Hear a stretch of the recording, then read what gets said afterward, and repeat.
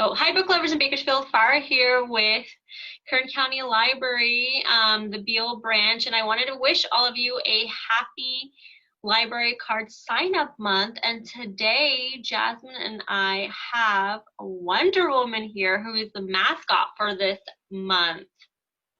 Hi, thank you so much for having me. I'm really honored to be here and to celebrate Get a Library Card Month.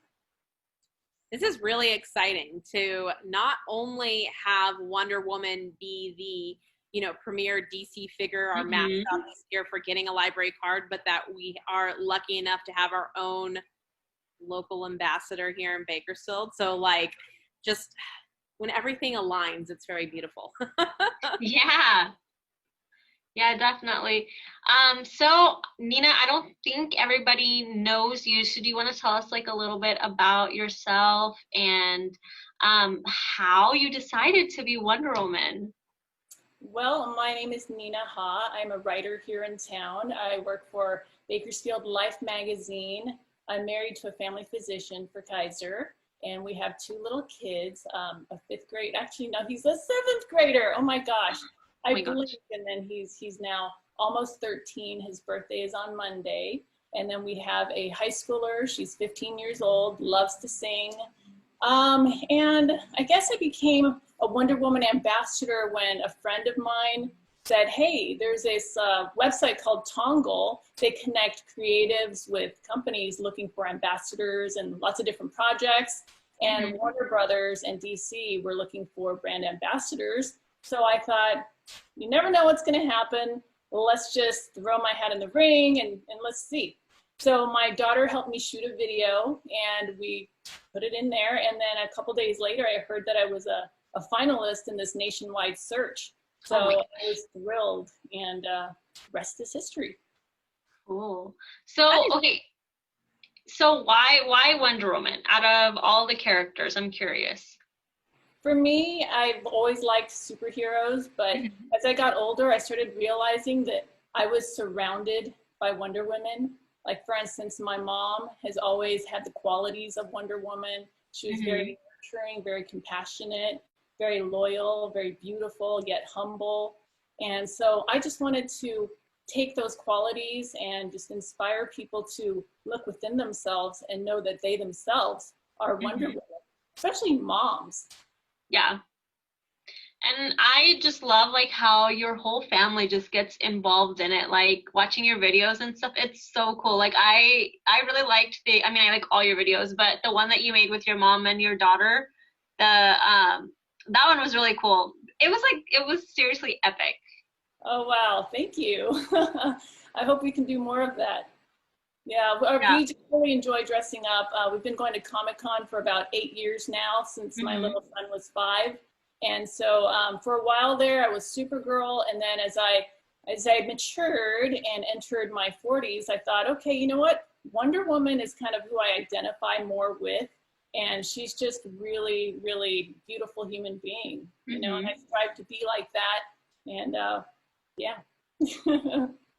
That is so cool. I hadn't realized that there was this whole nationwide hunt for the ambassadorship, and that's really cool. I don't even know how to put words to that, but I agree that when you're surrounded by wonderful women, being able to kind of embody that spirit of that character is really exciting.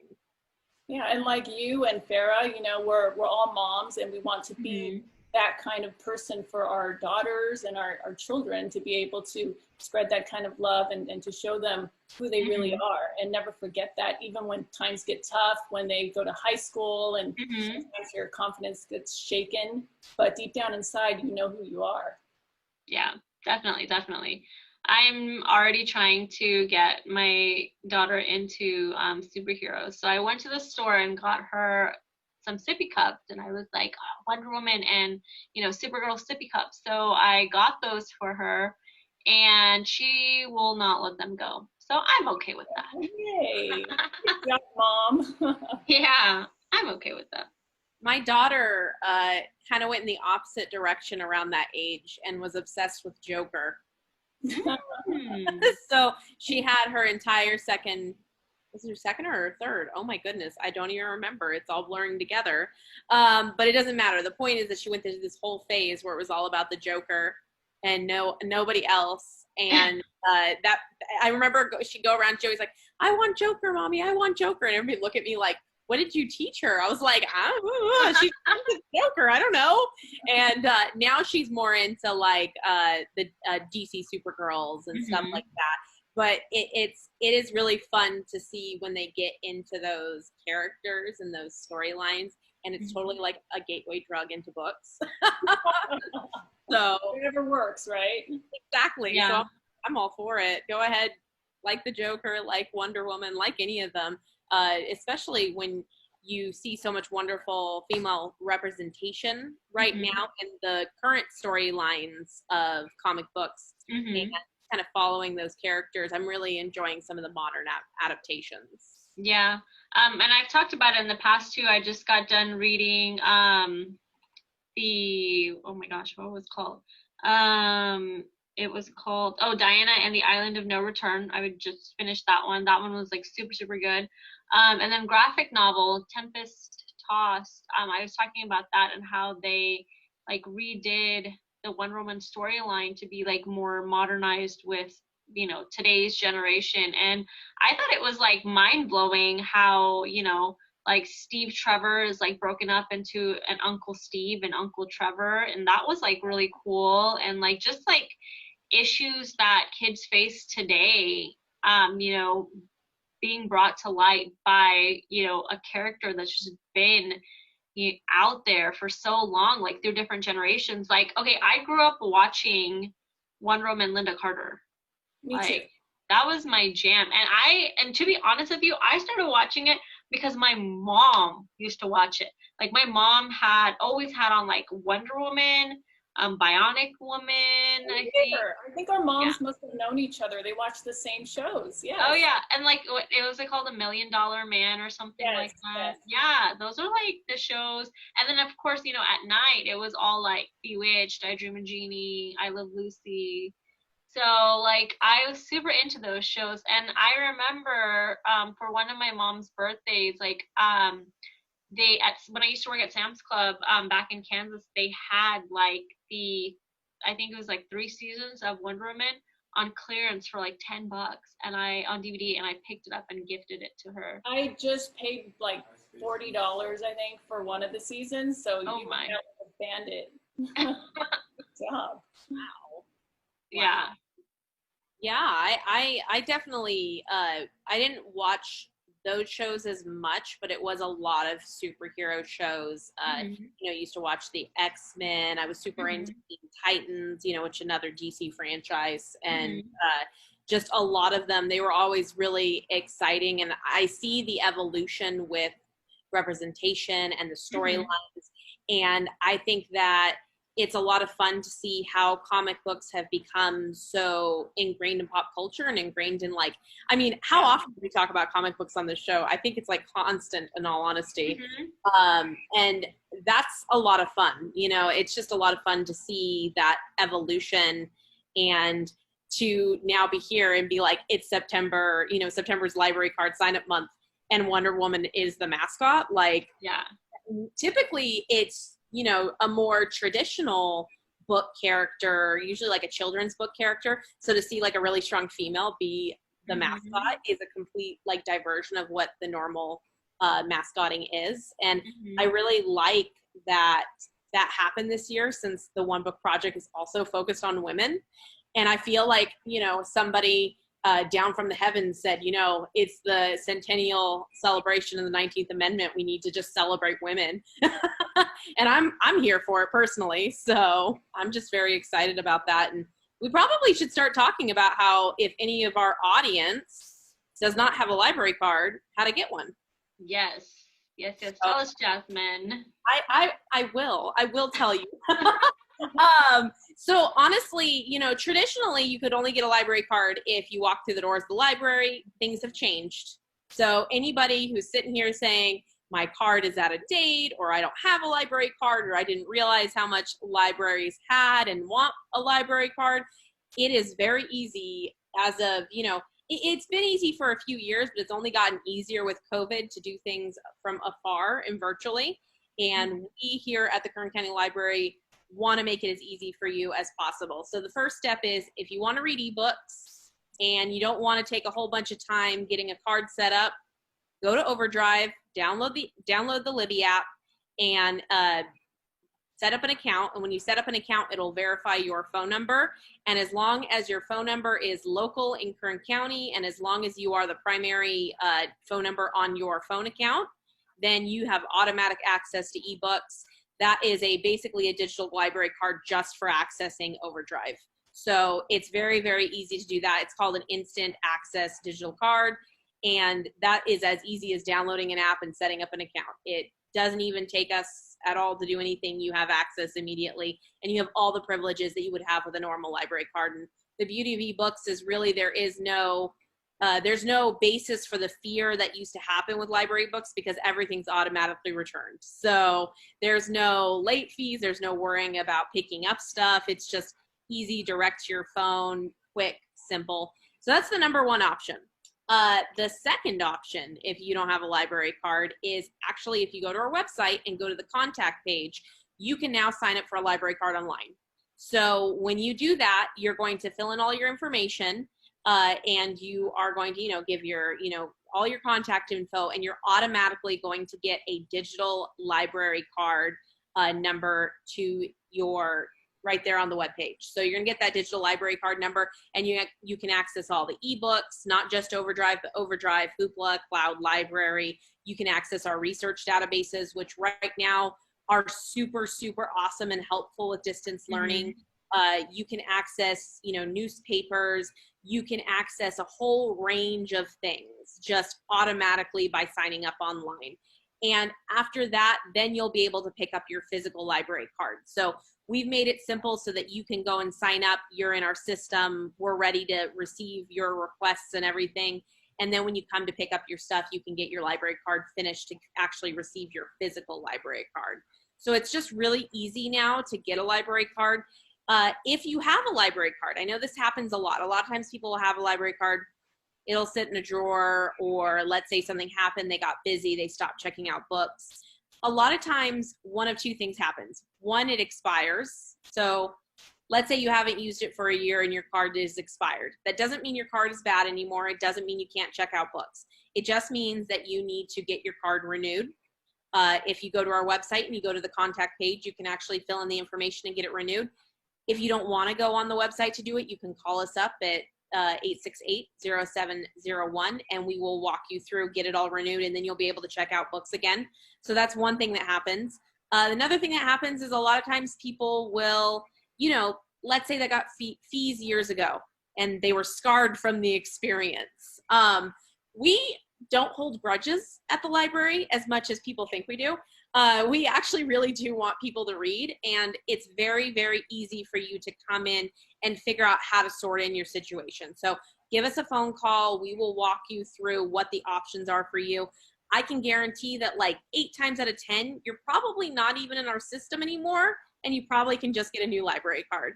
That doesn't mean that if you went and made a debt somewhere that doesn't still live somewhere. It just doesn't live with the library anymore, and we're not going to hold a grudge against you.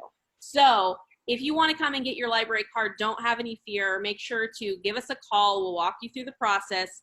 It is very important to us that people have access to our materials, and it is incredibly important to us that if you're wanting access and there's a hiccup, that we can walk you through it. So if anybody has accounts that are sitting there with money that they owe on it, we can get you on a payment plan. We can talk you through the process. We can let you know what the status is with us, and we'll do everything that we can to make sure that you guys get to still read. And there's other different little nuances too. So don't worry, we will work with you and we'll do the best that we can. And if you're somebody that, hasn't gotten a library card yet, I think today is the perfect day for you to take that step and do it and listen to books, and stop wasting your money on books when you can get them for free through the library, and you pay it through your taxes anyways. So it's like, we're here. We want to get you your materials. So that's my spiel. It's easy. Call us up. I've had a library card since I was 5 years old, and now as a mom, we were spending all this money on all these textbooks for my daughter's high school, and I was able to check out a few books using Libby and Hoopla and Overdrive and save some money. So that's awesome. Yeah, books can be really expensive. And I mean, there's a reason for it, absolutely. A lot of times the books, you know, whoever wrote them, or if there's a professional involved, you know, they do obviously deserve their royalties and everything, and the cost of printing and the publishers and whatnot. But you know, libraries are some of the greatest ways to equalize things. They're the great equalizers. So if there's something that you need, we're able to get it to you. I mean, something as simple as being able to study for a test that can further push you forward in a career field. We have those test booklets on our Hoopla platform. And so you don't have to spend $40, $50 on those test books that often are already written in because people go and use them in the bookstore. Anyway, you know, you can go and you can get that directly to your phone. And yeah, there's just, you can save a lot of money. And actually, I believe in our most recent update, our receipts now say how much money you save, if I remember correctly, right, Fahra? Not yet. Not yet? Oh, I jumped forward. Well, they will soon tell you, our receipts will soon tell you how much you're saving per transaction. Yeah. And now, if you really love a book, go ahead and buy it. We are all for that. We want to support authors and publishers, and we want those publishers to continue giving us wonderful material to share with our community. So totally do that. But I am of the mindset personally that I try before I buy. So I read a book, and then if I love it, then I put it on my bookshelf. So I highly encourage anybody to jump on that bandwagon with me. So, yeah. Okay, so I want to share a cool story about how I met Nina for the first time. This story is epic, like super, super epic. I haven't. I'm excited. Okay, so I was helping out a few years ago with Dinner in the Stacks. And so here I am, and I will give you some background information. I had just come back from vacation to Kansas, and on the flight, they gave us, like, you know, they had the screen and you could pick movies you wanted to watch, and I had just watched Wonder Woman for the first time, the first one that just came out. And here I am working Dinner in the Stacks, and all I see is this person walking in with a blue dress with a sword in her back, like Wonder Woman. And I was like, oh my God, is Wonder Woman here? Like, I just could not contain myself. Like, I was super fangirling, and I'm like, oh my God, it's Wonder Woman, it's Wonder Woman. And I turn around, and it's Nina, but I was just so, like, mesmerized by how she looked just like Wonder Woman in her dress with her sword. And I was just like, this is the coolest person in the world. Like, I need to be this person's friend right now. And luckily, I was, like, in an area where the area that I was working in, it was where Nina was. So I, like, introduced myself, and I was like, hey, I work for the library. And then she pulled me in for a picture, and I was like, this is awesome. This is so awesome. But then I had to leave because I was done working in my section, and I didn't see. But I think, Nina, you had ended up changing, right, into your costume? Yeah. Halfway through the dinner, I changed into this getup. And actually, I was wearing the entire costume. Since I'm doing this, you can't tell, but I'm wearing Wonder Woman shorts because they're just much more comfortable than the skirt. And since you mentioned the sword, let me grab that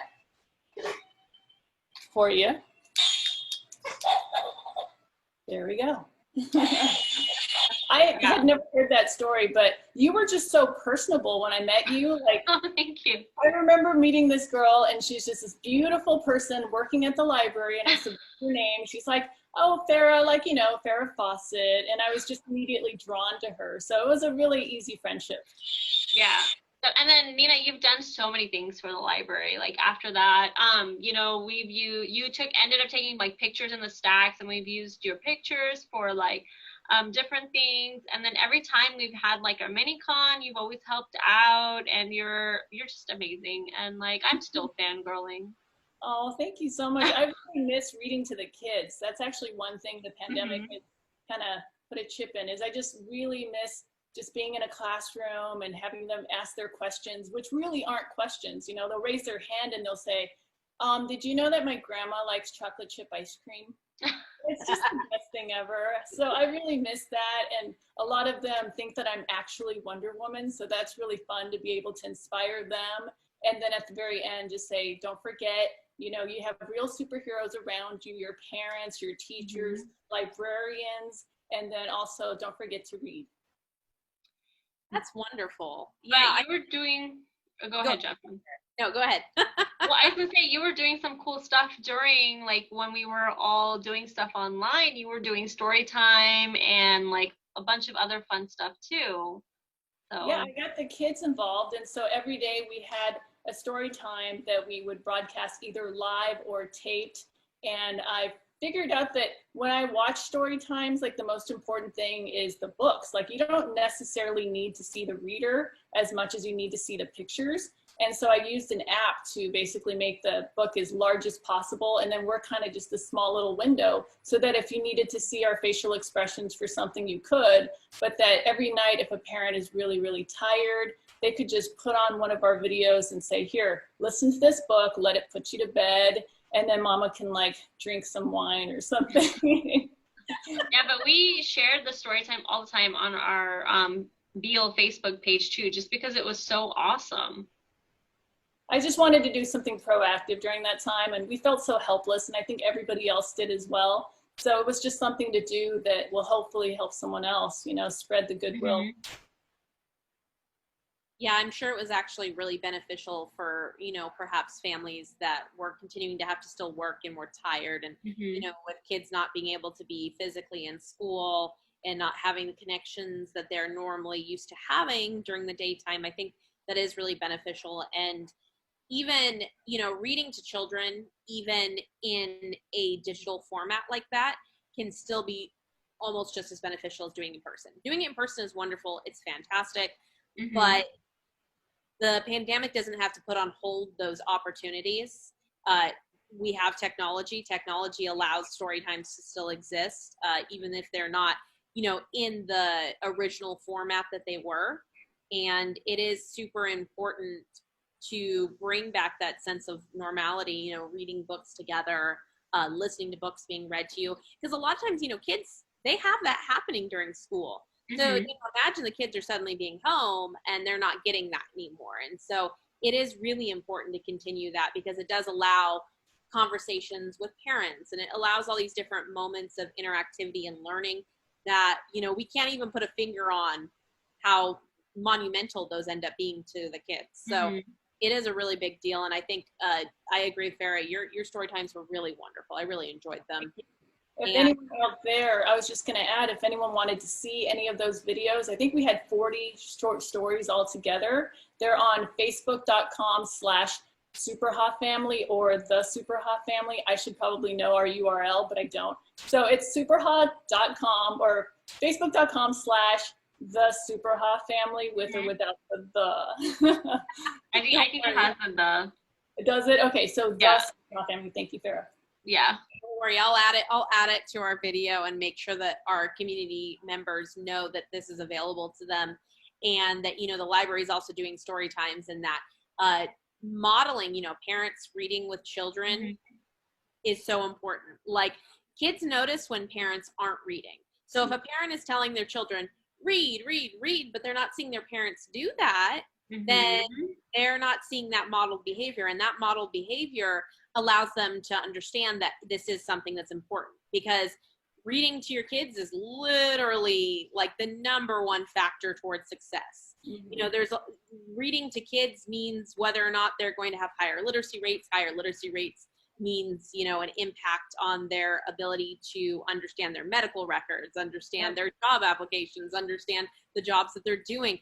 It's the gateway into digital literacy on the computer. Like, reading really is the #1 foundation. And the only way to start that is to start it young and to start it regularly and to emphasize it as important. When it's not emphasized as important, then kids will say, I don't want to read. Yep. So that really is the main difference, because just like, you know, just like they say kids aren't born with hate, kids aren't born not liking reading. everybody loves stories. I mean, I would say like 99% of people love stories, and that's what reading is stories. And we can go and show them that they can travel, they can do things, they can learn all through stories and reading. And when we get them into that mindset that it's fun and it's not just something they're told to do, it will change their attitude in everything they do. And so I definitely think that if people don't have their library card, if they're not reading their kids, there is no better time to start than now. And you can pick up book bundles from the library if you want books. And so literally everything we're suggesting is doesn't cost you any money to get ahead in life. So might as well kind of do it and, make sure that your kids are definitely getting the best head start that they can get. Yeah, definitely. We have like board books. I'm always taking board books home on the weekends and reading to my daughter throughout the week, and then just returning them, at the end of the week, and then checking more out before I leave on Friday. So, and I've talked about this before, like my daughter's like obsessed. Like if you give her toys and a pile of books, she'll go for the books. Even if the toy makes like music and noises and stuff like that, she'll go for the books and then she'll go for the toy. That's awesome.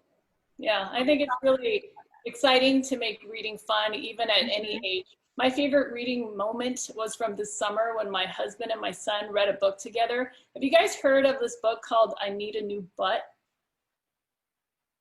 Who is it by? I'm not sure the name of the author, but the book is just hilarious. It's about a person who basically, through various, situations, they lost their butt. I won't give anything away, but it was so funny trying to watch my physician husband not crack up. Like he was laughing so hard he was crying. And then my son was like, well, I'll just finish reading the book. He had it more together than my husband did. So that was really like bonding time for them. And it's just so funny to see. That's funny. I'm going to request this book right now. Well, not right now, after this. I'll let you guys know next week. You should record yourself reading it and seeing if maybe you crack up too. I should. It's a good idea, actually. Yeah. It sounds like a really funny book. I like those kids love those types of books, and such a fun opportunity to laugh with them and have fun. I've talked about the book before, but Llama Destroys the World. Yeah. But my daughter loves that book, and she just cracks up. And I think the first time we read it, I was dying. I was definitely laughing harder than her. I was dying. It was so funny. And now it's kind of funny because now it's looked a little like I know what to expect, so I don't laugh as much anymore. But it's nice to kind of just let yourself open up, have fun with your kid.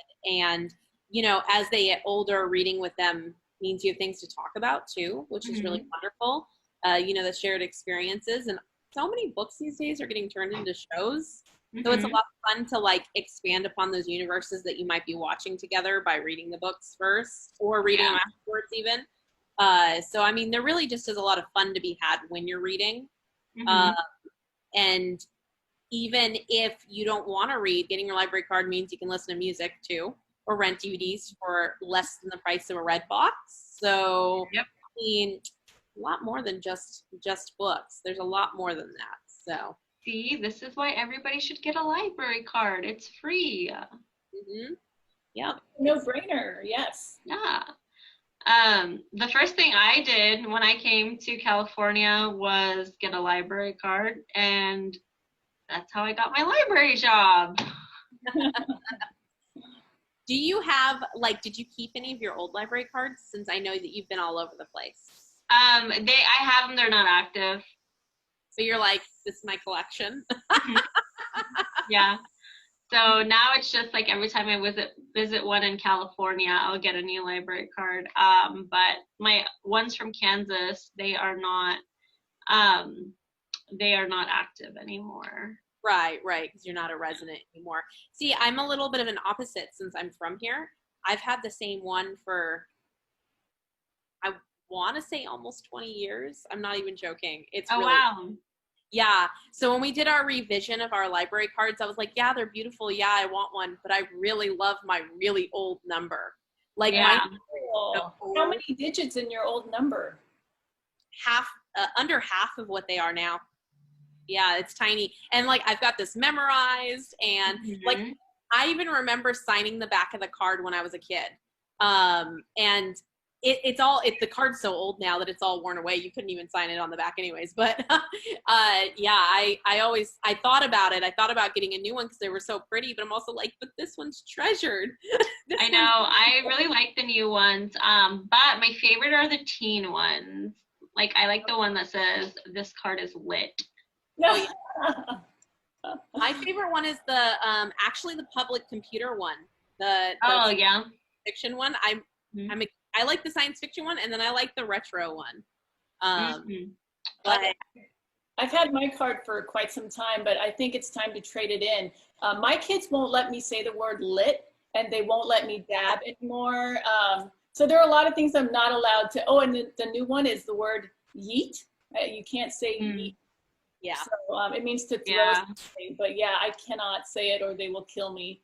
But who do we need to talk to get a Wonder Woman library card? Can we get that? Put that in motion? Oh, I don't know. Just because of licensing is what I would think would be the hurdle on that. But even if we couldn't do that, we definitely could get like maybe a photo shoot or something like that, you know?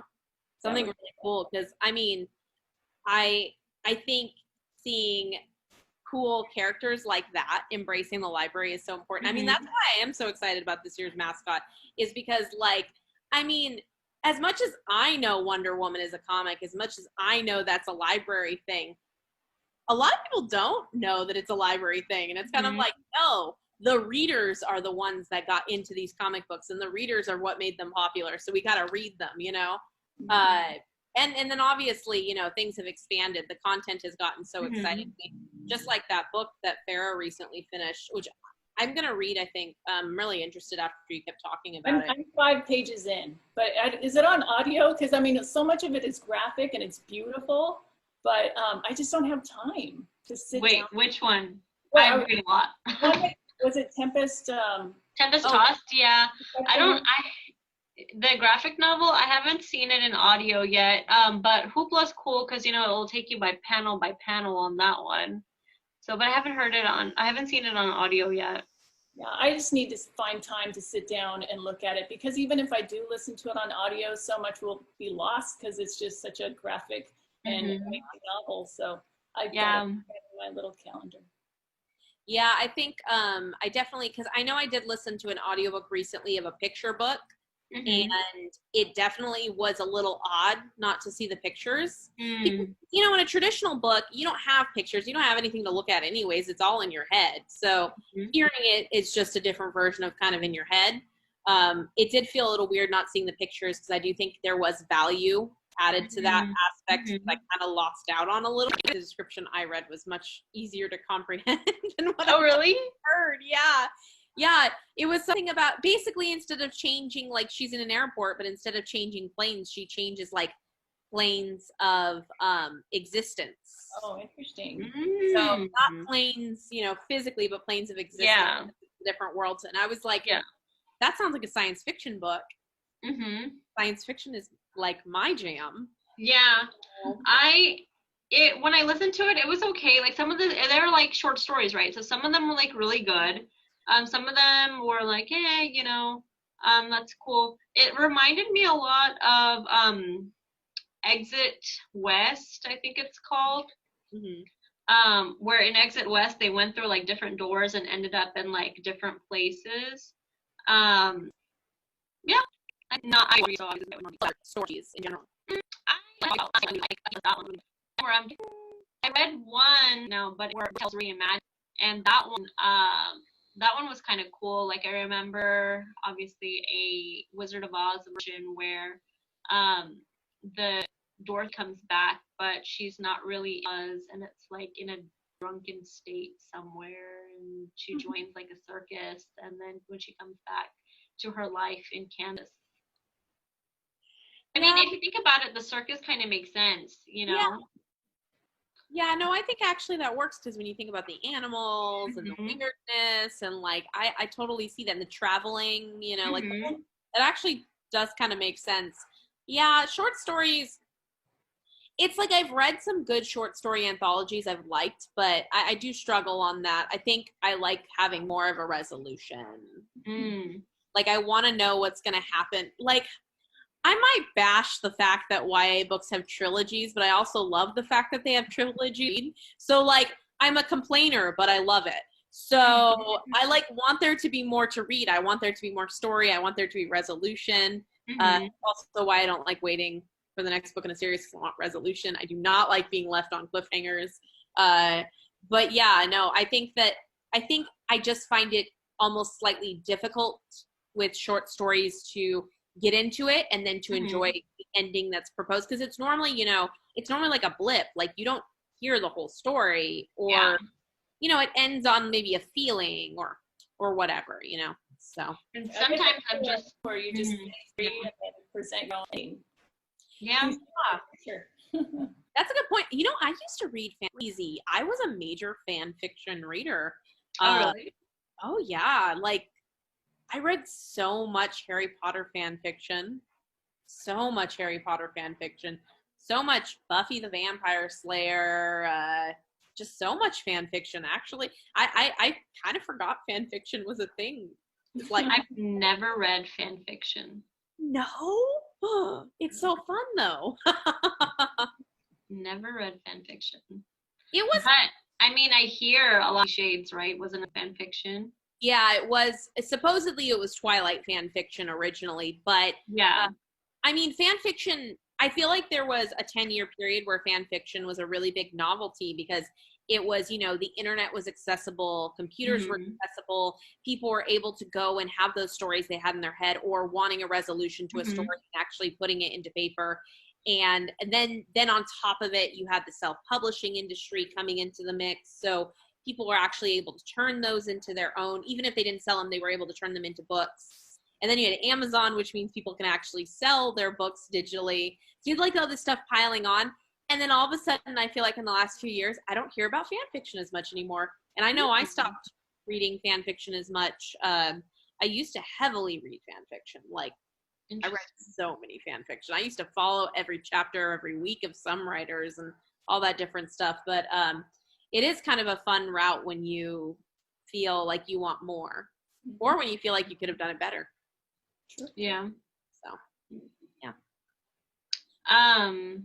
I'm not watching anything. Oh, I did watch The Inside Man. It's an older movie. Who was in that? That's a good question because I had no idea. It's made by Spike Lee and it's got I think Denzel Washington in there. Yeah, Denzel Washington, Clive Owen, Jodie Foster, Christopher Plummer.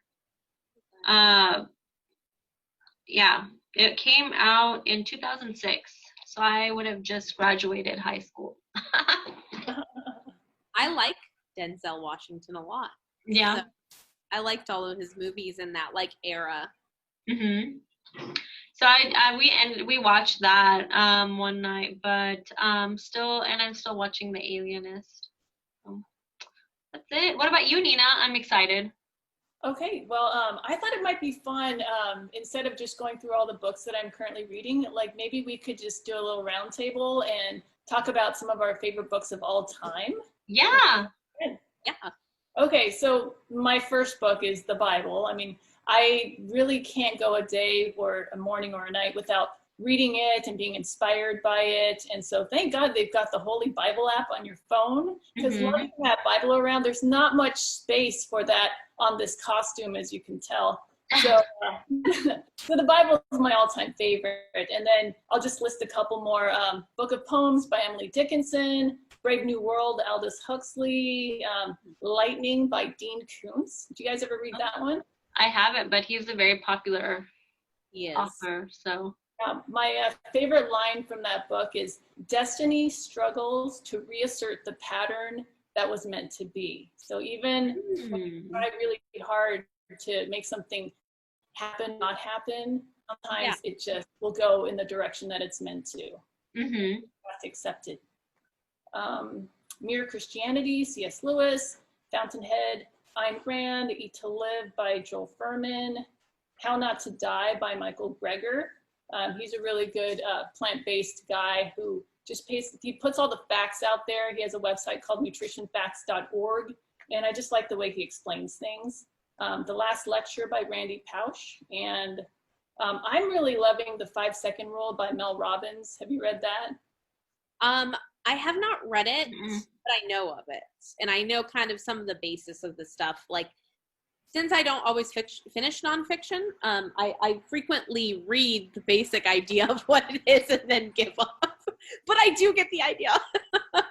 I like this one because it's just such a simple concept of, you know, pushing yourself to do something that you don't want to do, like get out of a comfy bed or exercise or eat right. So you just count backwards, 5, 4, 3, 2, 1. And for some reason, counting backwards will interrupt that prefrontal cortex of thought and make you do what you want to do, not what you, make you do what you think you know you should do, but not what you want to do.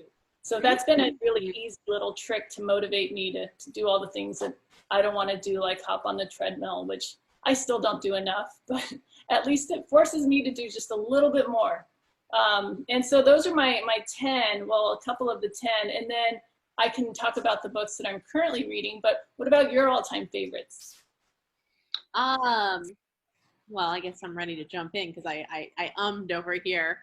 I was going to say that, you know, the Bible is obviously the most, I believe the most read book of all time, and also the most produced book, and was one of the major catalysts for the printing press, which leads to books. So obviously, it has, I think, a special place in, you know, just history of reading in general. With the second most read book being Harry Potter, which honestly gets pretty close to that number, which is really impressive because no other book has ever gotten as close to the Bible, which makes sense because the Bible's been around for hundreds of years while Harry Potter's only been around for what, like 20?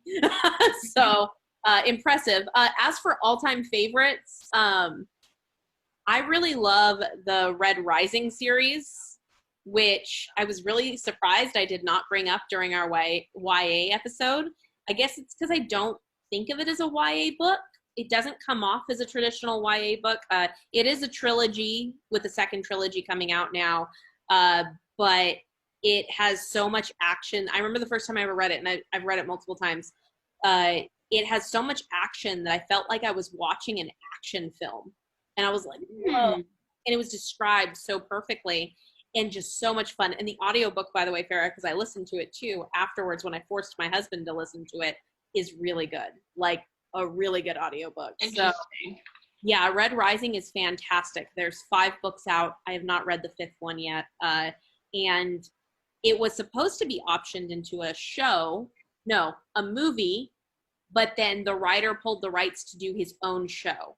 And so I think it's one of those, it's going to take a long time for development, but once it comes out, it will be so epic that it will be worth the wait, because it's so good. The twist in that is amazing. So I actually think you might like it, Fahra. So Red Rising is definitely one of my like top books. I've mentioned this book before, but I'm thinking of ending things. And the only reason why is because I can't stop thinking about it.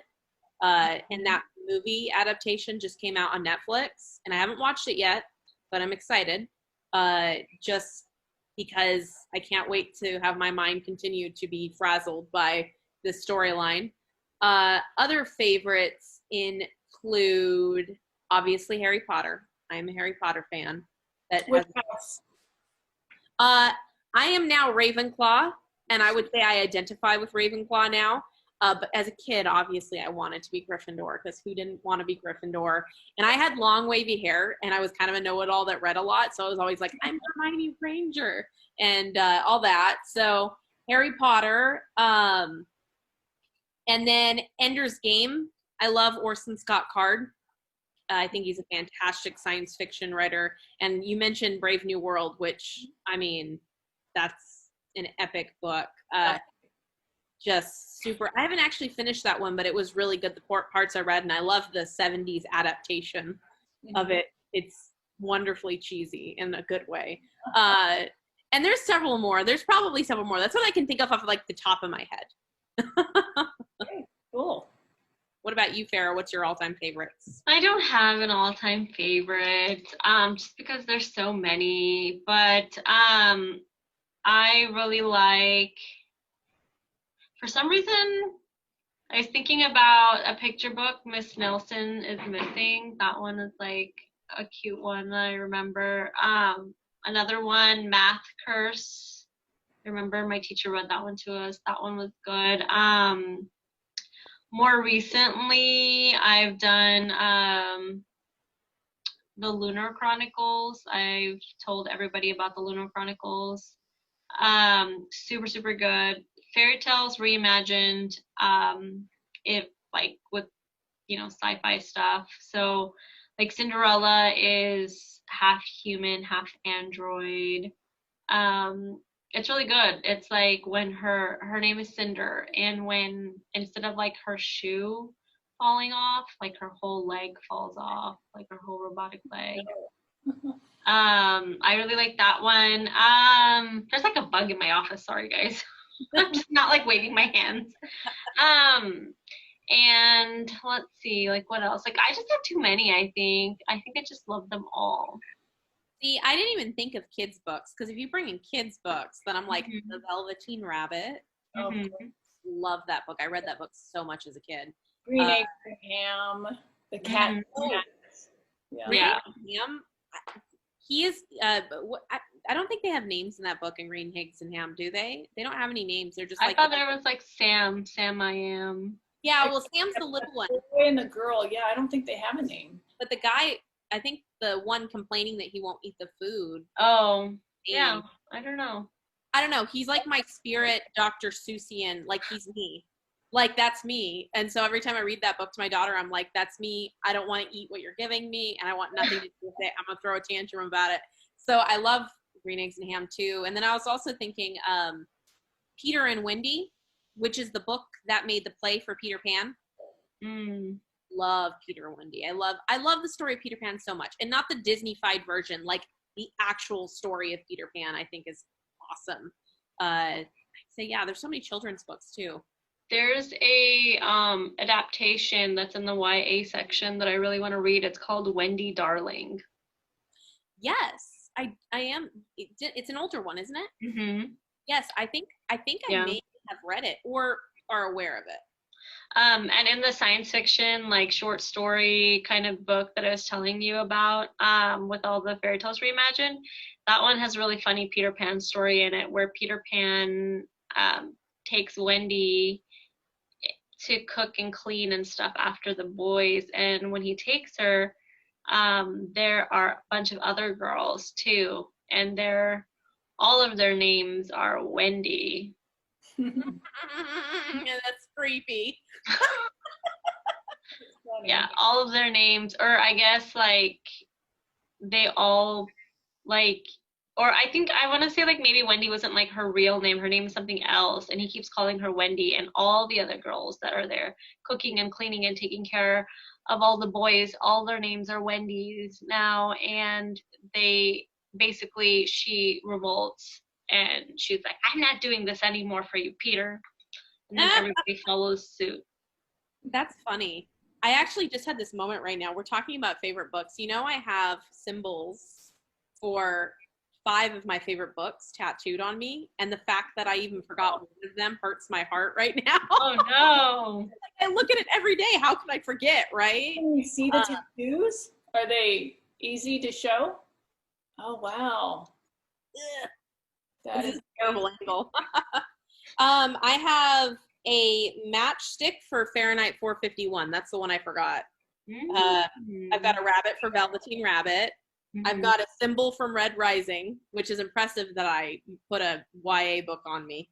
And then I got a jar of fairy dust for the Peter Pan story. And then the Harry Potter stars. So.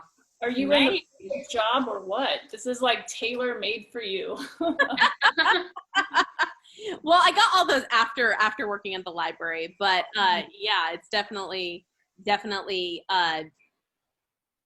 definitely was a dream job. You know, it was one of those, you know, working in the libraries, I feel like one of those things that, you know, you want and you don't expect to happen, and it happened. And so I'm sure Fahra feels very similarly, you know, for a book lover. And I passionately love it. I even wore my book dress since it's library card. It's cute. Very cute. So, I was just going to say, being a DC ambassador is kind of my dream job too. So I guess we're all doing our best, living our best life. Yes. Yes. absolutely. I do want to mention one more kids book. Have you read Helen Palmer's Fish Out of Water? Mm-mm. It's part of the Dr. Seuss series, and it's about this little boy who feeds his fish too much, and then it just starts growing and growing, and then he has to transfer it from this fish bowl to a big vase, and then this bathtub, and then the city pool, and it just gets sounds familiar. It's really cute. And then I love doing the voices of, like, he will call the guy who sold him the fish, and the guy's like, well, I told you to feed him just a little, not too much. Some things are gonna happen, you never know why. That's cute. Yeah. Super. Well, my list is short, guys. So this is so when I get to my list right now, it's super short. Like, I literally have not had mental or emotional space or time to think about reading. So let me finish. I did finish one book this week. I read the Pumpkinheads graphic novel. Mm-hmm. This is the one that they brought up in our YA episode. Yeah. I mean, I wasn't necessarily going to read it. I thought it sounded cute, but I wasn't, like, super interested. And then I passed it in our library. I, like, passed it on the shelf, and I was like, it really is a really cute cover. And then I walked over to it, and I was like, ooh, look at all the pretty artwork and how smooth the pages are and the bright color. And I have to say, this was a feast for the eyes. The artwork was beautiful, and the storytelling was really just simple. Like, I mean, it was super, like, just, it was based off of a one night between the two teenagers working in the pumpkin patch. And by the way, are pumpkin patches really cool in other places? Like, do they have a lot of rides and a lot of foods and stuff? Yes. Really? In Kansas, yes. Okay. Yes. Pumpkin patches are amazing in Kansas. Okay, so then we're just kind of weird here, because I was like, I've never seen a pumpkin patch this cool. It was like a little theme park. Yeah, no, pumpkin patches in Kansas are amazing. Okay, so we're just weird here, because, like, I've been to a couple nice ones here, but we only have a few things. It's not as extensive as what was in this graphic novel. It's just like, well, if pumpkin patch was this cool, I'd be more interested. I mean, all the employees wear the same uniform. That's why they're wearing these little overalls.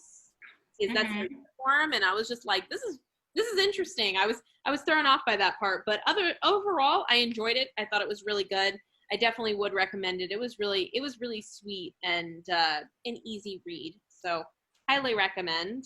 I did move on to the third book in the Ember and Ashes series. So I finished the second one, and now I'm on the third one, which is A Reaper at the Gates.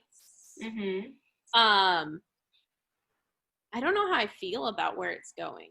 That's what it's good. I mean, I'm not saying it in a bad way. It's not a bad way. It's more of like, you know, when you want to manifest the story to go in a certain direction and then it completely goes in a different direction, that's how I feel it's what happened. I'm just like, this is not where I was expecting this to be. And of course, I always want there to be romance. I'm like, no, you're taking away my romance. It's all action now. And I'm like, I'm not happy with this. And so I've been complaining in my head a little, but the audiobook remains very interesting. In the last book, they introduced a third perspective, and that has been brought into this third book, and I'm really enjoying that aspect. So yeah, I'd highly recommend so far. And then I started one more book. You're not gonna be able to see it, but I'll show it. Spin the Dawn. Have you heard of that one? It is a YA fantasy series. The reason I started reading it was because I saw the book cover of the second book in one of the, like, arcs, and the artwork on the front of the book was gorgeous, just like stunning. but it was a second book. So obviously I couldn't read the second book. So I went over to the first book and I was like, oh, wow, the artwork on this book is stunning as well. And so I'm just like, okay, I'll read it. I'm not very far, but I'll read it. I have no opinions yet. It's basically, I guess she's like, she at some point she's going to sneak in to become a tailor, and only men are supposed to be tailors in this like fantasy world. And she's like an amazing tailor. I feel funny every time I say tailor, but she's an amazing tailor, and she's going to pretend to be a boy so that she can become like the Empire tailor or something like that. And just little, I'm definitely interested in seeing where it goes.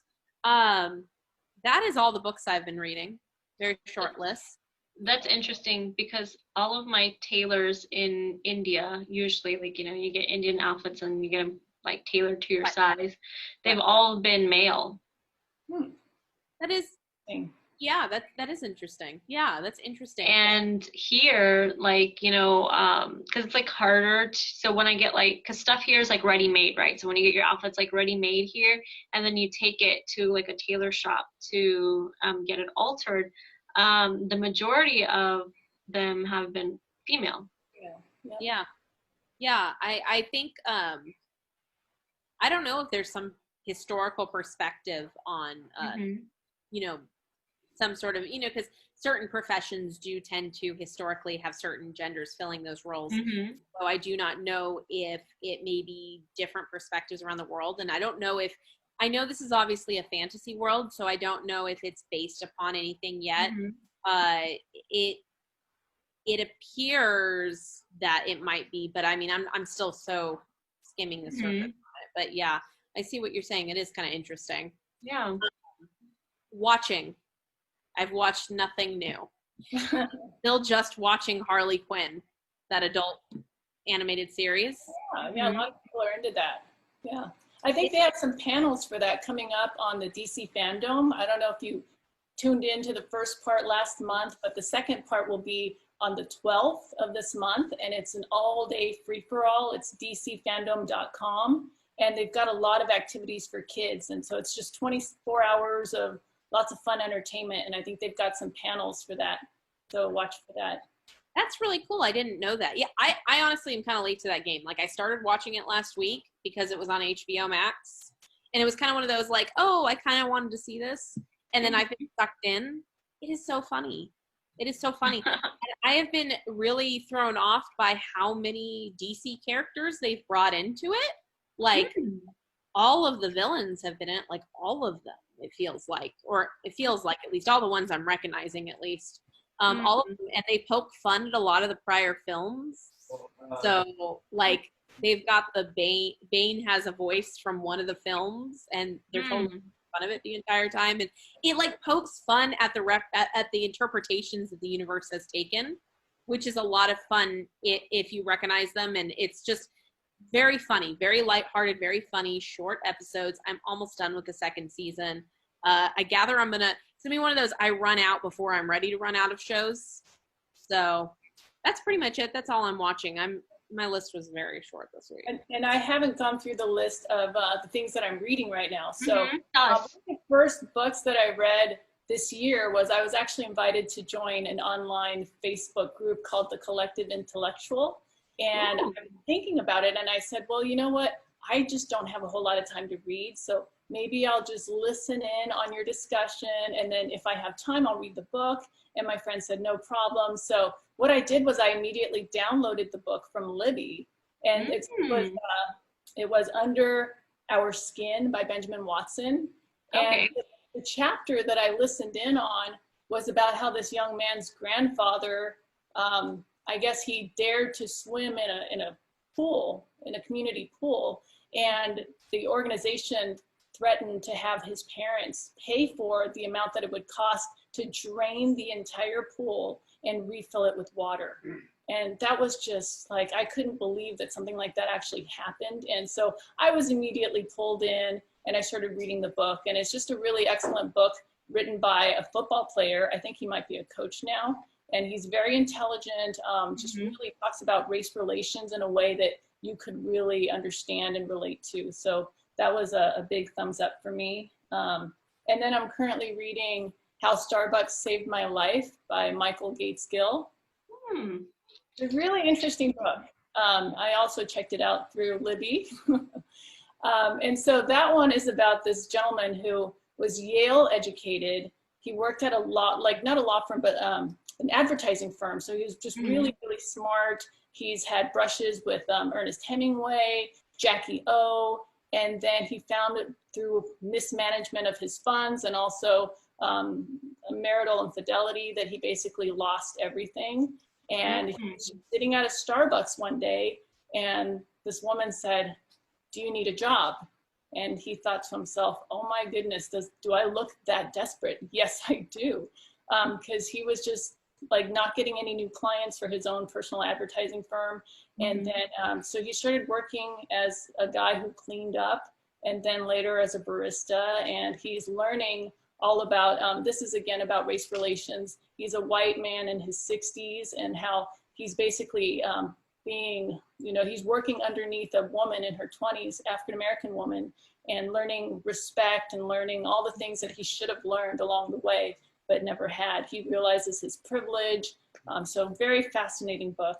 And that one actually was up for discussion like last week, but I'm still reading it, so I missed that one. And then the kids and I read a book called Love Does by Bob Goff earlier this year. And he's a really fascinating guy. He's talking about how you really shouldn't just love your neighbor. Like when someone says they're in need, you don't just say, "Oh, I'll pray for you," but to actually think about what they need, to put it into action for it to be tangible. So I think that's a really good lesson to teach our kids. Yeah, I totally agree. Speaking of Starbucks though, has anybody tried pumpkin spice lattes yet? Not this year, not yet. No, me either. Yeah. I don't like pumpkin flavored things. I know. I'm telling you, I am the Dr. Seuss character. I'm not like no, I'm not. I actually don't drink that much at Starbucks at all, interestingly enough. Yeah, me either. Yeah. I grew up with really good coffee, and then I got really spoiled. And so, like, literally, this is the reason I don't drink coffee. I grew up with really good coffee, got spoiled, but was too cheap to purchase the really good coffee myself. So I refused to drink coffee. And so now I don't drink coffee. But I saved myself a whole bunch of money. So positives, I'm a matcha tea drinker myself, so I just make it at home, and then I just go to Starbucks for the ambiance and to hang out with friends. Yeah, right? Exactly. Or I do get those refreshers. I like those. The new kiwi one is pretty cool. I want to try it. I'm looking forward to trying it, just because they haven't added a new one in a long, long time. So go ahead. No, I should say I don't drink coffee or tea either. Not even tea? No. Tea's delicious. A lot of people don't drink tea, though. Honestly, there's only some people don't feel like there's enough flavor, or they don't like the flavor. I think it's partially you just got to find the right tea for you, Got a little honey.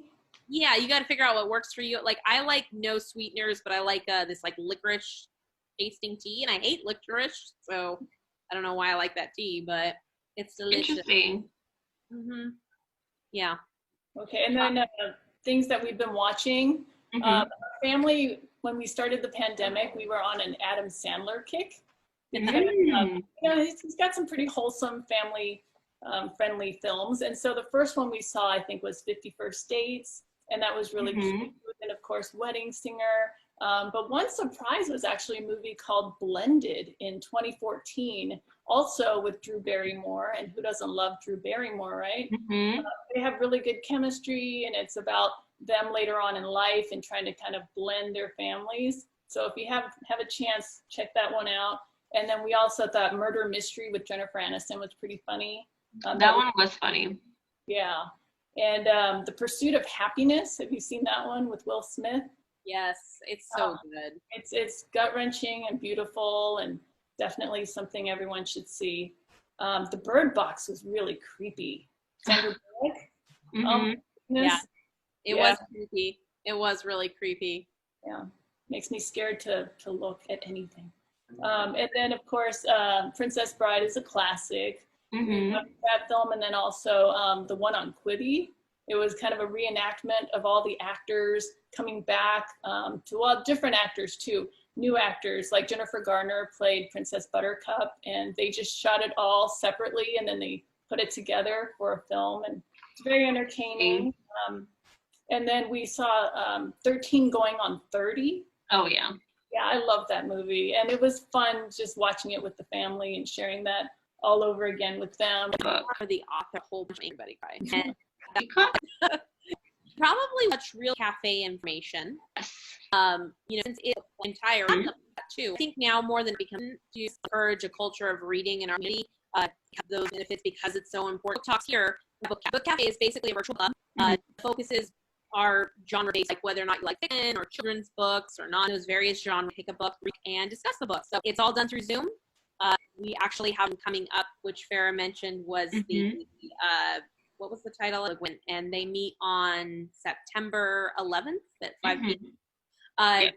It's very easy to get a part of the book cafe. You just have to register. So that's what it's all about. And you don't always have to like what you read. You can be a hater. I'm a hater of a lot of books. And that's kind of the fun of it, is to have different, et cetera. So we highly encourage everybody, especially with Library Card Sign Up Month, to find a way to incorporate reading and books into your life, even if traditionally that wasn't your favorite thing to do. Maybe you start looking at graphic novels, maybe you start listening to stuff. Discover that it doesn't have to be a one-size-fits-all approach. So. I have a quick question. With those cafes, is it one big cafe, or are there several different small subgroups and genres? There are several different ones based on genre, so that people, oftentimes, book groups may choose a book from a whole bunch, like every month it'll be a book from a different genre. And the goal is to have a whole bunch of book clubs or groups that focus on the genres that people enjoy. So like, if we don't have one yet, but eventually with the YA, for instance, like me and Fahra, we both like to read YA. So I would join the YA book group because I will most likely enjoy those books in that book group. But you're more than welcome to join in. We're posting the titles on our website, and you can join in, attend one, attend another, whatever makes you happy. Okay, and I just wanted to say thank you so much for creating this really awesome virtual background for me. Thank you, Jasmin, and great job on the little chibis. Is that how you pronounce it, chibi? I think it's chibis, but okay, chibi/avatar. Before we go, can we recreate our avatars? Oh yeah, I do have a yellow book. Here we go. Okay, here we go.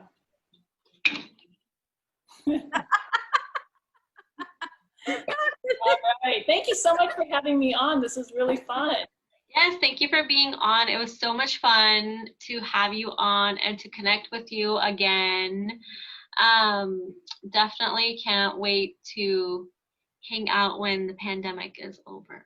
That would be nice. And don't forget Wonder Woman 1984, October 2nd.